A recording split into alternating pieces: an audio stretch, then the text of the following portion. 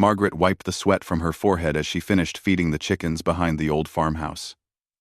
The morning sun was already getting hot, and she knew it would be another scorching day in the valley.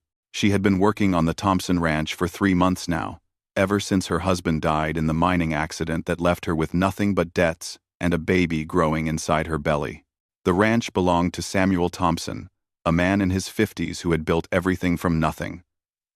His hands were rough from years of hard work, his face weathered by the sun and wind. He was known throughout the county as a fair man, someone who helped his neighbors and never asked for anything in return. But there was a sadness in his eyes that Margaret noticed from the first day she arrived looking for work. Samuel had been married once, to a woman named Catherine, who died from fever during their second winter together. They had tried for years to have children, but Catherine could never carry a baby to term. After she died, Samuel threw himself into building the ranch, expanding the land, buying more cattle. He told himself that hard work would fill the empty spaces in his life. When Margaret knocked on his door that cold morning in March, her belly was just starting to show. She was desperate, with nowhere else to go. Her late husband's debts meant she had lost their small house in town. She had heard that Samuel sometimes hired help during busy seasons, and she was willing to do any kind of work just for a place to stay and food to eat. Samuel took one look at this young woman, maybe 25 years old, with tired eyes and worn clothes, and knew he couldn't turn her away. He had seen too much hardship in his life to add to someone else's suffering. He offered her the small room above the barn and meals in exchange for help around the ranch. Margaret accepted gratefully, not knowing that this decision would change both their lives forever. As the weeks passed, Margaret proved to be a hard worker. She helped with the cooking, tended to the vegetable garden, and even assisted with the lighter ranch work. Samuel found himself looking forward to their conversations during meals. Margaret had a gentle way of speaking and a quiet strength that reminded him of his late wife. She never complained about her situation, never spoke bitterly about the hand life had dealt her. Samuel began to notice how difficult things were becoming for Margaret as her pregnancy progressed. She tried to hide her discomfort, but he could see her struggling with the heavier tasks. He started taking over more of the work she had been doing, telling her to rest more often. Margaret protested at first, worried that she wasn't earning her keep, but Samuel insisted. One evening in late June, as they sat on the porch after dinner, Margaret finally opened up about her fears. The baby was due in 2 months, and she had no idea what she would do then. She couldn't work as hard with a newborn to care for, and she had no family to help her. The nearest town was 15 miles away, with no doctor and no one who could assist with the birth. Samuel listened without saying much, but her words stirred something deep inside him. Here was this brave young woman, facing an uncertain future alone, while he had a successful ranch, but no family to share it with. That night, he lay awake thinking about a solution that seemed almost too bold to consider. The next morning, Samuel asked Margaret to sit with him in the parlor. He had something important to discuss. Margaret felt nervous, wondering if he was going to tell her she needed to leave. Instead, Samuel began talking about his own life, about Catherine and their failed attempts to have children, about the loneliness that had filled his days for the past 8 years. Then he made a proposal that left Margaret speechless. He told her that he had been thinking about her situation and his own. He was a man who wanted a family, but could never father children. She was a woman who needed security for herself and her baby. He suggested they enter into a marriage of convenience, a practical arrangement that would benefit them both. Samuel explained his thinking carefully. The marriage would give Margaret and her child legal protection and financial security. She would become the ranch owner's wife, with a respected position in the community. Her child would grow up with Samuel's name and inherit the ranch someday. He was quick to clarify that this would be a marriage in name only, at least at first. He didn't expect romantic love from Margaret, understanding that she was still grieving her first husband. They would be partners in building a life together, companions who shared responsibilities and supported each other. If deeper feelings developed over time, they would face that together. But for now, It would be a practical arrangement based on mutual need and respect. Margaret was overwhelmed by the unexpected offer. Part of her was grateful for the security it would provide for her child. Samuel was a good man, and she had come to trust and respect him during their months together. But another part of her felt guilty, as if accepting would somehow dishonor her late husband's memory. She asked for time to think about it, and Samuel agreed. He told her to take all the time she needed, but also reminded her that the baby would arrive soon, and decisions would become more difficult after that. He promised that whatever she decided, she would always have a place on the ranch and his protection. Margaret spent the next few days wrestling with the decision. She walked the ranch boundaries, sat by the creek where she often went to think, and carefully considered her options. She thought about her unborn child's future, about the kind of life she could provide alone versus what Samuel was offering. She also thought about Samuel himself, this kind man who was offering to sacrifice his own chances for romantic love to help her. During this time, Samuel gave her space, but continued to show his care through small actions.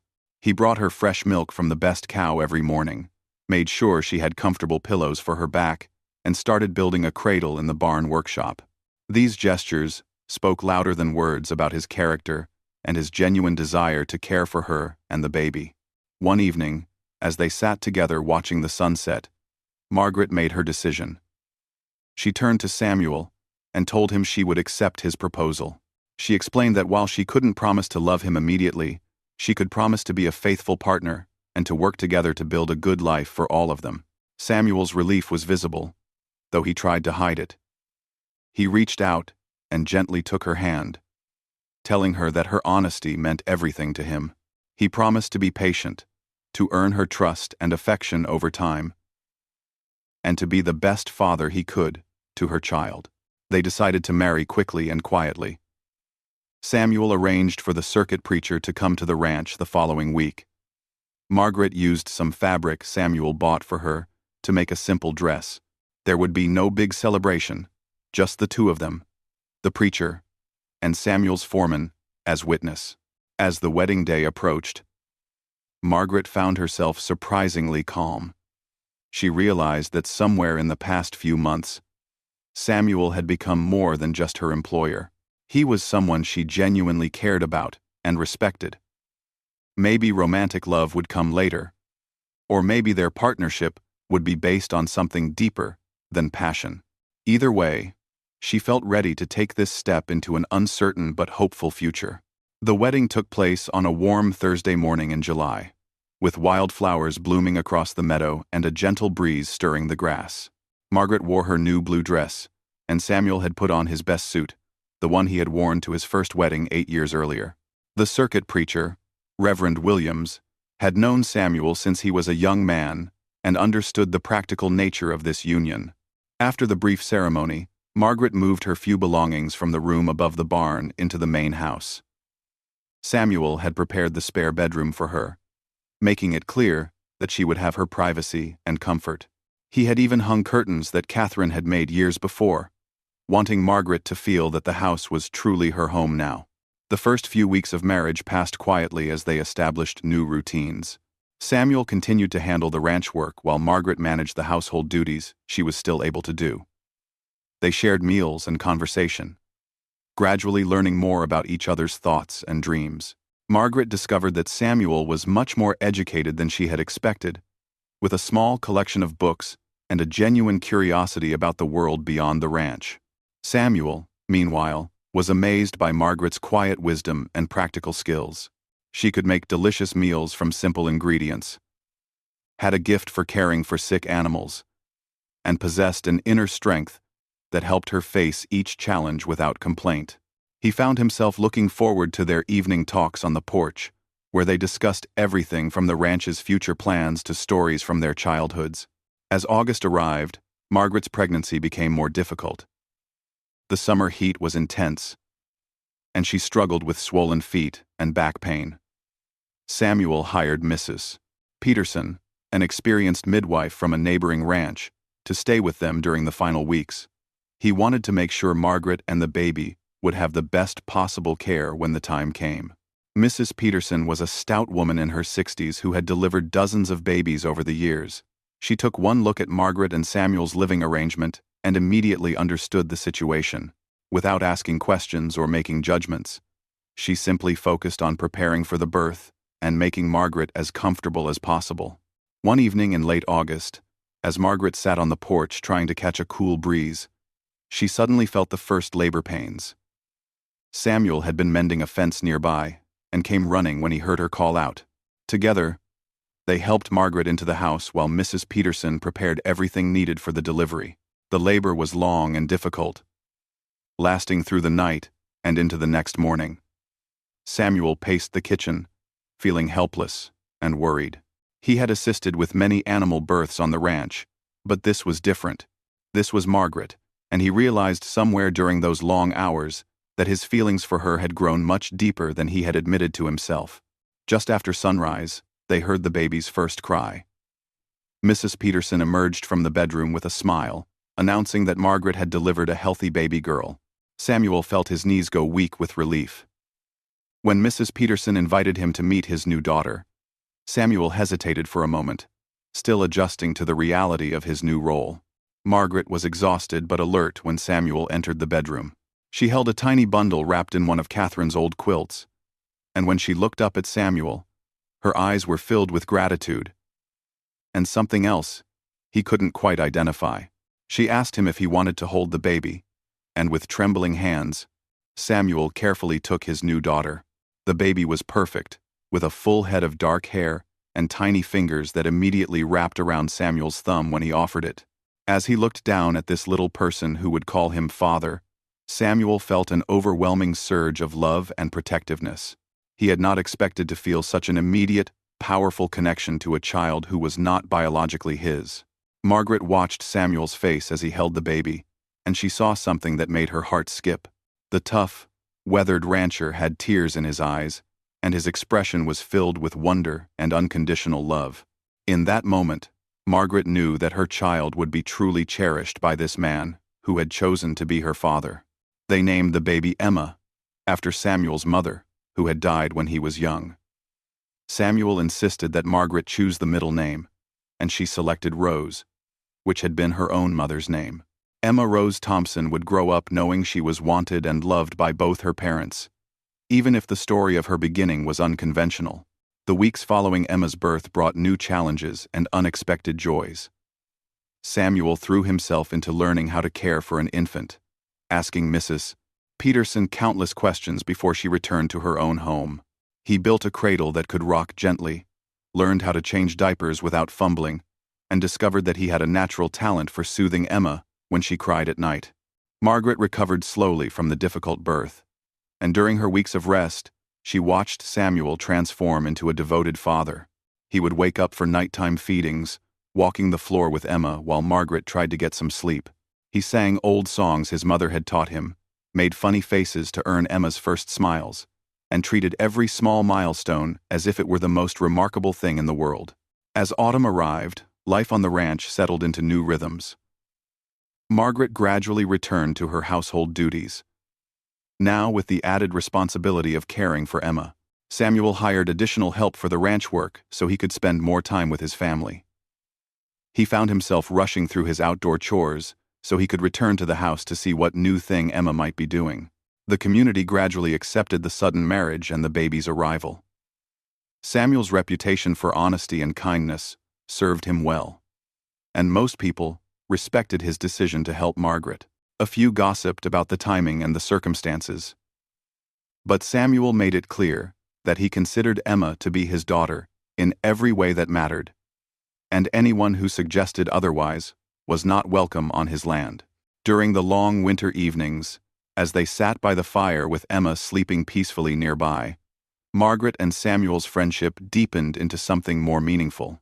They shared stories from their past, dreams for the future, and honest conversations about their fears and hopes. Margaret spoke about her first husband with fondness, but without the sharp pain of fresh grief. Samuel talked about Catherine and his years of loneliness without bitterness. One snowy evening in December, as they watched Emma try to grab at the firelight's shadows on the wall, Samuel made a quiet confession. He told Margaret that he had not expected to feel such complete happiness again. The baby had brought life back into his home. But more than that, Margaret had brought companionship and warmth that he had missed more than he realized. Margaret surprised herself by admitting that she felt the same way. Somewhere between the practical arrangement of their marriage and the shared joy of raising Emma, genuine affection had grown between them. She no longer felt like a guest in Samuel's house or a woman accepting charity. She felt like a partner, a wife, and a mother, creating a real family together. That night, for the first time since their wedding, Margaret invited Samuel to share her bedroom. It was not passion that drew them together, but a deep tenderness and mutual care that had developed over months of shared responsibility and growing trust. Their physical intimacy grew naturally from their emotional connection, and both felt that their marriage had become real in every sense. As winter deepened, Samuel made plans for expanding the house. Emma would need her own room as she grew, and he wanted to add a proper parlor where they could entertain neighbors and where Margaret could have space for her sewing and reading. The ranch was prospering, and Samuel wanted their home to reflect the happiness and stability they were building together. Margaret threw herself into planning the improvements, feeling truly invested in their future for the first time. She suggested adding a covered walkway between the house and barn to make winter chores easier, and Samuel was impressed by her practical thinking. They spent hours discussing their ideas, and Samuel was touched by how carefully Margaret considered his needs and preferences alongside her own. By spring, when Emma was 8 months old and beginning to crawl around the house, Samuel and Margaret had become true partners in every aspect of their life together. Their marriage had evolved from a practical arrangement into a loving partnership based on mutual respect, shared values, and genuine affection that continued to grow stronger each day. Spring brought new energy to the Thompson Ranch, and with it came exciting changes for the growing family. Emma had become a bright, curious toddler who followed Samuel around the barnyard, chattering in her own special language and getting into everything she could reach. Samuel had built her a small wooden wagon so she could accompany him on his daily rounds, and neighbors often smiled at the sight of the big rancher pulling his tiny daughter along behind him. The house expansion Samuel had planned was completed by early summer, with Emma's new bedroom painted a cheerful yellow and furnished with a proper bed instead of the cradle she had outgrown. Margaret had sewn curtains and a quilt, and Samuel had carved wooden toys that Emma treasured above all her store-bought presents. But the most significant change came in the form of an unexpected announcement from Margaret. One morning in June, as they sat drinking coffee while Emma played with her blocks on the kitchen floor, Margaret told Samuel that she was pregnant again. This time, the baby would truly be theirs together, conceived in love rather than circumstance. Samuel's reaction was pure joy mixed with amazement. At 53 years old, he had given up hope of ever fathering a child, naturally. The doctors who had examined him and Catherine years before had been certain the problem lay with him. But Margaret's pregnancy proved that sometimes medical opinions could be wrong, or perhaps that miracles could happen when people needed them most. Margaret was thrilled but also nervous about having 2 small children so close in age. Emma would be barely 2 when the new baby arrived, and managing a ranch household with an infant and a toddler would be challenging.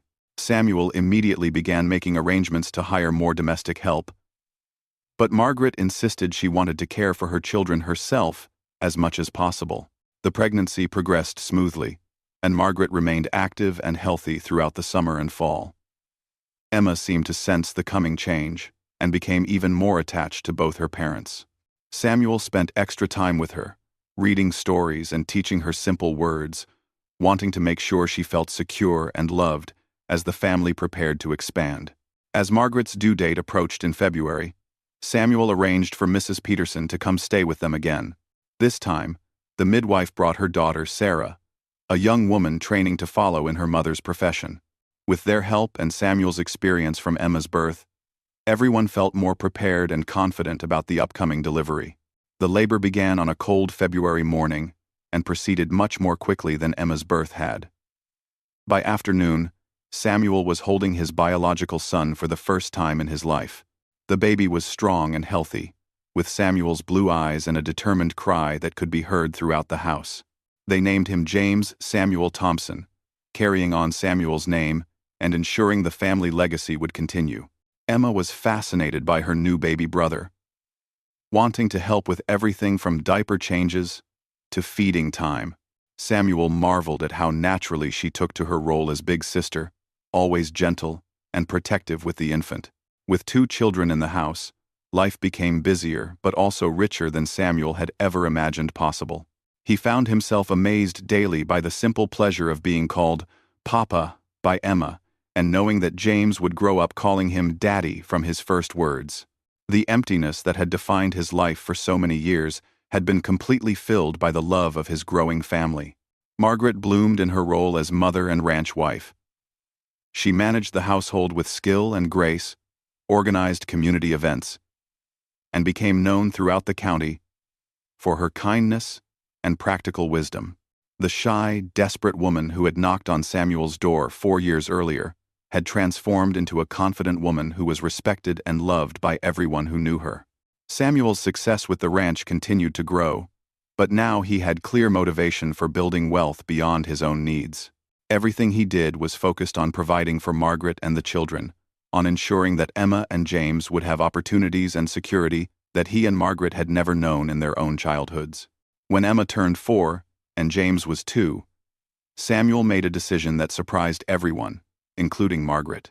He announced that he wanted to build a schoolhouse on their land and hire a teacher to educate not only his own children, but also the children of neighboring ranches.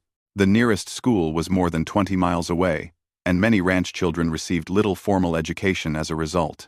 Margaret supported the idea enthusiastically, remembering her own limited schooling and wanting better for Emma and James. Samuel began construction immediately, building a sturdy 1-room schoolhouse with large windows for natural light and a good stove for winter warmth. He advertised in the county newspaper for a qualified teacher and offered a competitive salary plus room and board. Miss Elizabeth Warren, a young woman from the East who had come west seeking adventure and independence, answered the advertisement. She was well-educated and enthusiastic about frontier teaching, and Samuel and Margaret liked her immediately. The schoolhouse opened that fall with 12 students ranging in age from 5 to 16, including Emma, who was eager to begin her formal education. The school became a source of pride for the entire community and cemented Samuel and Margaret's reputation as leaders who cared about more than just their own prosperity. Samuel served on the informal school board, while Margaret organized events to raise money for books and supplies. Their vision of education for all ranch children inspired other communities to establish similar schools. As the years passed, Emma grew into a bright, confident girl who excelled in her studies and showed a natural talent for leadership among the younger children. James developed into a sturdy boy who loved working alongside Samuel on the ranch, learning everything from cattle management to crop rotation. Both children clearly adored their parents and felt secure in the love and stability of their family. By the time Emma turned 8 and James was 6, the Thompson Ranch had become one of the most successful operations in the county. Samuel had expanded their land holdings and diversified into several profitable ventures. But more importantly to him, he had built exactly the kind of family life he had dreamed of during his lonely bachelor years. One evening, as they sat on the expanded porch watching Emma and James play in the yard, Margaret reflected aloud on how different their lives had become from that desperate day when she first arrived seeking work. She told Samuel that she couldn't imagine how empty her life would have been without his kindness and love. Samuel took her hand and reminded her that she had saved him just as much as he had saved her. Before Margaret and the children, he had been a successful but lonely man, going through the motions of life, without real purpose or joy. Now he woke up every day grateful for the love that surrounded him and excited about the future they were building together. Their practical marriage had evolved into a deep, lasting love that served as the foundation for everything good in their lives. Samuel often told people that the best decision he ever made was asking Margaret to marry him, while Margaret credited Samuel with giving her and her children a life filled with security, respect, and genuine happiness. The community that had once whispered about their unusual beginning now pointed to the Thompson family as an example of what could be achieved through kindness, hard work, and commitment to each other. Samuel's willingness to raise another man's child as his own had created a family bond that was unbreakable and inspiring to everyone who knew them. Emma grew up knowing the story of her birth and her father's choice to claim her as his own. Far from feeling ashamed or confused by her origins, she felt proud to be chosen by such a good man and grateful for the love that had created her family. She would later tell her own children that being wanted was more important than biology, and that real fathers were made by love and commitment rather than blood. Samuel lived to see both his children marry and start families of their own. Emma became a teacher like Miss Warren, eventually taking over the school her father had built. James expanded the ranch even further and became known throughout the state for his innovative farming techniques.